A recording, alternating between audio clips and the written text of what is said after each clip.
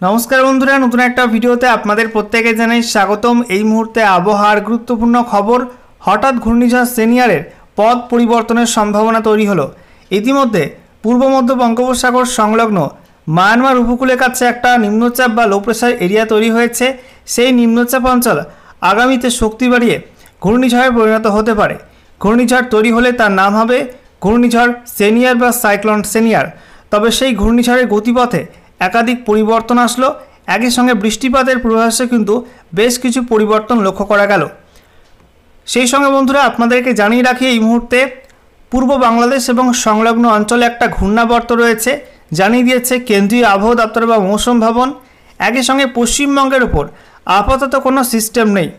তো আজকের ভিডিওতে আমরা বিস্তারিত আলোচনা করব যে নতুন করে যে নিম্নচাপটা তৈরি হয়েছে পূর্ব মধ্য বঙ্গোপসাগর সংলগ্ন মায়ানমার উপকূলের কাছে, সেই সিস্টেমটা আগামীতে কতটা কি শক্তি বাড়াবে, ঘূর্ণিঝড় তৈরি কি হবে নাকি হবে না, ঘূর্ণিঝড় তৈরি হলে সেটা কোন গতিপথে এগিয়ে আসবে এবং কোথায় আঘাত আনতে পারে, এর প্রভাবে ঝড় বৃষ্টির সম্ভাবনা কোন কোন অঞ্চলে কেমন কি থাকছে আগামী দিনগুলিতে, পশ্চিমবঙ্গের কোন কোন জেলায় ঝড় বৃষ্টির সম্ভাবনা রয়েছে আগামীতে এবং লেটেস্ট স্যাটেলাইট ইমেজ এই মুহূর্তে কি আপডেট দিচ্ছে, সমস্ত কিছু আপনাদেরকে পরপর জানাবো আজকের এই ভিডিওটির মাধ্যমে।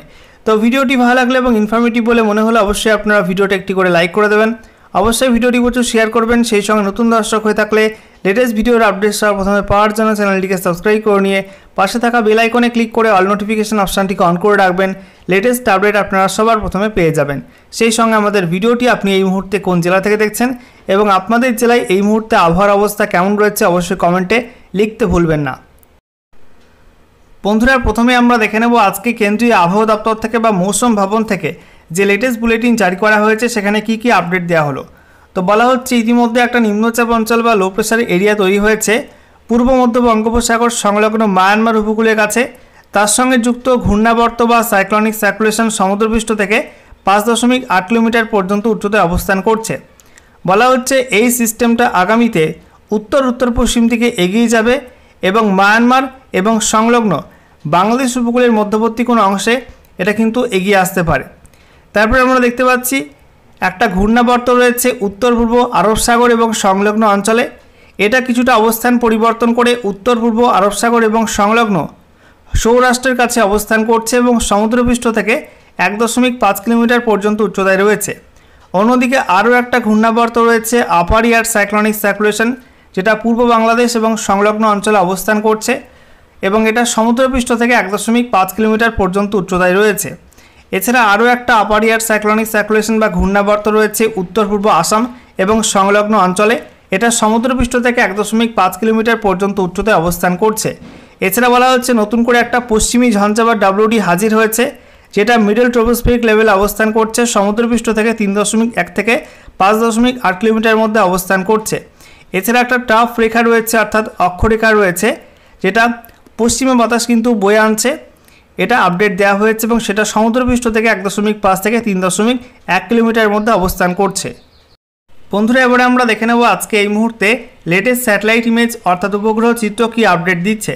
এই মুহূর্তে আপনারা দেখতে পাচ্ছেন আরব সাগর অনেকটাই পরিষ্কার, তবে বঙ্গোপসাগর কিন্তু এখনও মেঘলা, কারণ নিম্নচাপ অবস্থান করছে পূর্ব মধ্য বঙ্গোপসাগর সংলগ্ন মায়ানমার উপকূলের কাছে।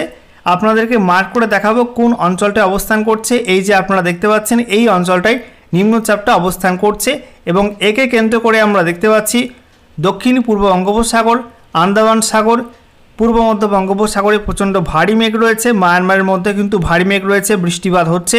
একই সঙ্গে আমরা দেখতে পাচ্ছি সেই মেঘ কিন্তু কিছুটা উত্তর বঙ্গোপসাগরের দিকেও আসছে, উত্তর পূর্ব বঙ্গোপসাগরের দিকেও ঢুকছে। তবে আমরা দেখতে পাচ্ছি এই মুহূর্তে পশ্চিমবঙ্গের আবহাওয়া কিন্তু পরিষ্কার। দক্ষিণবঙ্গের প্রত্যেকটা জেলায় যে মেঘটা ছিল সেই মেঘ কিন্তু অনেকটা কেটে গেছে। দেখতে পাচ্ছেন মুর্শিদাবাদ, নদিয়া, বীরভূম, পশ্চিম বর্ধমান, পূর্ব বর্ধমান, পুরুলিয়া, বাঁকুড়া, ঝাড়গ্রাম, সেই সঙ্গে আমরা দেখতে পাচ্ছি হুগলি, হাওড়া, কলকাতা, উত্তর এবং দক্ষিণ 24 পরগনা, পশ্চিম মেদিনীপুর, পূর্ব মেদিনীপুর, প্রত্যেকটা জেলায় মোটামুটি পরিষ্কার। হালকা কিছু মেঘ রয়েছে, উড়ো মেঘ, সেটা পুরুলিয়ার মধ্যে রয়েছে, পশ্চিম বর্ধমানের মধ্যে রয়েছে। একই সঙ্গে আমরা দেখতে পাচ্ছি বীরভূমের কিছু অংশে রয়েছে এবং হুগলির মধ্যে কিছু অংশে রয়েছে। বাকি আমরা দেখতে পাচ্ছি পরিষ্কার রয়েছে আবহাওয়া। উত্তরবঙ্গে আবহাওয়া পরিষ্কার, মালদা, উত্তর দিনাজপুর, দক্ষিণ দিনাজপুরে। তবে সন্ধ্যার দিকে কিছুটা মেঘ প্রবেশ করতে পারে উত্তর দিনাজপুরের মধ্যে বিহারের দিক থেকে। ঠিক আছে, এই যে আপনারা দেখতে পাচ্ছেন মেঘের একটা স্তর আসছে বিহারের দিক থেকে, এটা কিন্তু সন্ধ্যা বা রাতের মধ্যে উত্তর দিনাজপুরের মধ্যে ঢুকতে পারে, কিছুটা মেঘলা করতে পারে এর প্রভাবে। অন্যদিকে আমরা দেখতে পাচ্ছি আংশিক মেঘলা মতো রয়েছে দার্জিলিং, কালিম্পং, জলপাইগুড়ি এই জেলাগুলোই। আলিপুরদুয়ার, কোচবিহারে মোটামুটি আবহাওয়া পরিষ্কার রয়েছে। অন্যদিকে আমরা দেখতে পাচ্ছি উত্তর পূর্ব ভারতের প্রত্যেকটা রাজ্যে কিন্তু আকাশ আংশিক মেঘলা, বিশেষ করে মেঘালয়, আসামের কিছু অংশ, মধ্য আসাম এবং সেই সঙ্গে আমরা দেখতে পাচ্ছি ত্রিপুরাতে এই মুহূর্তে আকাশ মোটামুটি পরিষ্কার রয়েছে, দু একটা জায়গায় হালকা হালকা উড়ো মেঘ রয়েছে।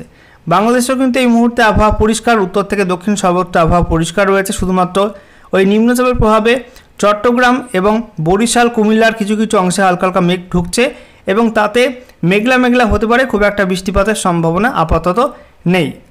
বন্ধুরা, এবারে অনলাইন ওয়েদার সিস্টেম থেকে আপনাদেরকে দেখাবো যে নতুন করে যে ঘূর্ণিঝড় তৈরির আশঙ্কা রয়েছে নিম্নচাপ থেকে, সেটার গতিপথে কী কী পরিবর্তন আসলো, কোন দিক দিয়ে ধেয়ে আসতে পারে। তো আমরা দেখতে পাচ্ছি এই মুহূর্তে পূর্ব মধ্য বঙ্গোপসাগর সংলগ্ন মায়ানমার উপকূলের কাছে নিম্নচাপটি অবস্থান করছে এই জায়গাটায়। দেখতে পাচ্ছেন বন্ধুরা, এই নিম্নচাপটি কিন্তু আজকে ওই একই অঞ্চলে অবস্থান করবে। রাতের দিকে কিছুটা অবস্থান পরিবর্তন করে উত্তর পশ্চিম দিকে এগোতে পারে এবং তারপরে আমরা দেখতে পাচ্ছি আগামীকাল 4 নভেম্বর মঙ্গলবার সিস্টেমটা কিছুটা শক্তি বাড়িয়ে সুস্পষ্ট হওয়ার সম্ভাবনা রয়েছে। এরপরে আমরা দেখতে পাচ্ছি আগামীকাল 4 নভেম্বর রাতের দিকে সিস্টেমটা আরও কিছুটা উত্তর পশ্চিম দিকে এগিয়ে যাবে মায়ানমার উপকূল ধরে, দেখতে পাচ্ছেন। এবং তারপরে আমরা দেখতে পাচ্ছি বুধবার 5 নভেম্বর সকালের দিকে সিস্টেমটা মায়ানমার এবং সংলগ্ন বাংলাদেশ উপকূলে একদম কাছে অবস্থান করবে এবং তারপরে ওই সময় কিন্তু গভীর নিম্নচাপ এবং তারপরে অতি গভীর নিম্নচাপ তৈরি হতে পারে। তারপরে 5 নভেম্বর আমরা দেখতে পাচ্ছি রাতের মধ্যে, সন্ধ্যা থেকে রাতের মধ্যে এটা উপকূলে আঘাত আনার সম্ভাবনা রয়েছে। তো বন্ধুরা, কিছুদিন আগে যে আপডেটটা আমরা পাচ্ছিলাম তাতে আমরা দেখতে পাচ্ছিলাম যে নিম্নচাপটা শক্তি বাড়িয়ে ঘূর্ণিঝড় সেনিয়ারে পরিণত হবে এবং সেটা কিন্তু উত্তর বঙ্গোপসাগরে এগিয়ে এসে বাঁক নিতে পারে উত্তর পশ্চিম দিকে এবং তারপরে এটা পশ্চিমবঙ্গ এবং সংলগ্ন বাংলাদেশ উপকূলের মধ্যবর্তী সুন্দরবন অঞ্চলে আঘাত আনতে পারে এবং তারপরে কিন্তু দুর্বল হওয়ার সম্ভাবনা ছিল।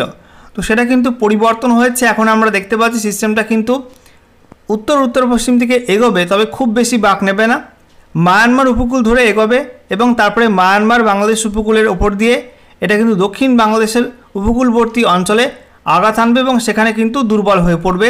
এটাই দেখাচ্ছে অনলাইন ওয়েদার সিস্টেম। অর্থাৎ পশ্চিমবঙ্গের ক্ষেত্রে আপাতত বড়সড় কোনো দুর্যোগের সম্ভাবনা নেই এবং বৃষ্টিপাতের সম্ভাবনা খুবই হালকা। ওই নিম্নচাপ যখন এগিয়ে আসবে তখন কিন্তু পশ্চিমবঙ্গে বাংলাদেশ লাগোয়া নদিয়া, উত্তর এবং দক্ষিণ 24 পরগনা, এছাড়া উপকূলবর্তী পূর্ব মেদিনীপুর এই জেলাগুলো কিছুটা মেঘলা মেঘলা হতে পারে এবং দু একটা জায়গায় হালকা বৃষ্টিপাতের সম্ভাবনা রয়েছে। আর সেই সঙ্গে দক্ষিণ বাংলাদেশ উপকূল কিন্তু ঝোড়ো হাওয়া থাকতে পারে, তার সম্ভাবনা কিন্তু থাকছে। বন্ধুরা, এবারে আমরা দেখে নেব এই সিস্টেমের প্রভাবে আগামীতে ঝড়ের গতিবেগ কোন কোন অঞ্চলে কেমন কী থাকতে পারে। তো আমরা দেখতে পাচ্ছি আপাতত আজকে খুব একটা ঝড় নেই। আগামীকাল থেকে বঙ্গোপসাগরে ঝোড়ো হাওয়া শুরু হয়ে যাবে 30 থেকে 40 কিলোমিটার প্রতি ঘন্টা গতিবেগে এবং মায়ানমার উপকূলের কাছে কোথাও কোথাও কিন্তু 50 কিলোমিটার, কোথাও 60 কিলোমিটার প্রতি ঘন্টা গতিবেগে ঝড় থাকতে পারে। এরপরে আমরা দেখতে পাচ্ছি সিস্টেমটা যখন উত্তর পশ্চিম দিকে এগিয়ে আসবে তখন বাংলাদেশ উপকূলের দিকে কিন্তু ঝড় বাড়বে। আমরা দেখতে পাচ্ছি 5 নভেম্বর বুধবার বাংলাদেশ উপকূলে ঝোড়ো হাওয়া থাকবে 50 থেকে 60 কিলোমিটার প্রতি ঘন্টা এবং সর্বোচ্চ গতিবেগ আপনাদেরকে দেখাবো। বুধবার সকালের দিকে আমরা দেখতে পাচ্ছি বাংলাদেশ উপকূলবর্তী অঞ্চলে সেখানে 66 কিলোমিটার প্রতি ঘন্টা গতিবেগ, কোথাও কোথাও 65 এরকম গতিবেগ রয়েছে। মায়ানমার উপকূলের দিকে আমরা দেখতে পাচ্ছি 60 কিলোমিটার প্রতি ঘন্টা গতিবেগ রয়েছে। এরপরে বুধবার বেলা বাড়ার সঙ্গে সঙ্গে সিস্টেমটা যখন আরও কিছুটা উত্তর দিকে এগোবে তখন আমরা দেখতে পাচ্ছি বাংলাদেশ উপকূলে 60 কিলোমিটার প্রতি ঘন্টা গতিবেগ এবং মায়ানমার উপকূলের দিকে 52 কিলোমিটার প্রতি ঘন্টা গতিবেগ থাকছে। এবারে আমরা দেখে নেব বৃষ্টিপাতের সম্ভাবনা কেমন কি রয়েছে। তো আমরা দেখতে পাচ্ছি আপাতত পশ্চিমবঙ্গে কোথাও কোনো বৃষ্টিপাত নেই, বাংলাদেশের মধ্যে কিন্তু কোথাও কোনো বৃষ্টিপাত নেই, ত্রিপুরার মধ্যেও কোনো বৃষ্টিপাত নেই।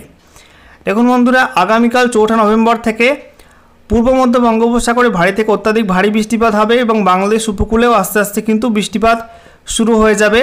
আগামীকাল রাত থেকে হালকা বৃষ্টি হতে পারে চট্টগ্রামের মধ্যে বিভিন্ন অংশে। তারপরে আমরা দেখতে পাচ্ছি বুধবার ভোরের দিক থেকে বাংলাদেশ উপকূলবর্তী অঞ্চল, বিশেষ করে চট্টগ্রামের মধ্যে চট্টগ্রাম, ফটিকছড়ি উপজেলা, সেই সঙ্গে হাতিয়া দ্বীপ, এদিকে আমরা দেখতে পাচ্ছি টেকনফ, মহেশখালী, তারপরে সিটই, এই অঞ্চলগুলো কক্সবাজার এই অঞ্চলগুলো কিন্তু ভারী বর্ষণের সম্ভাবনা রয়েছে। এরপর আমরা দেখতে পাচ্ছি বুধবার বেলা বাড়ার সঙ্গে সঙ্গে বৃষ্টিটা কিন্তু আরও কিছুটা ছড়িয়ে পড়বে এবং ত্রিপুরার মধ্যেও হালকা বৃষ্টিপাত শুরু হয়ে যাবে। চট্টগ্রাম এবং কুমিল্লাতে বেশি পরিমাণ বৃষ্টিপাতের সম্ভাবনা রয়েছে এই নিম্নচাপের প্রভাবে। এবং তারপরে বুধবার বেলা বাড়ার সঙ্গে সঙ্গে ঢাকা এবং সেই সঙ্গে খুলনা বরিশালের মধ্যে কিন্তু হালকা বৃষ্টিপাত হতে পারে কোনো কোনো অংশে।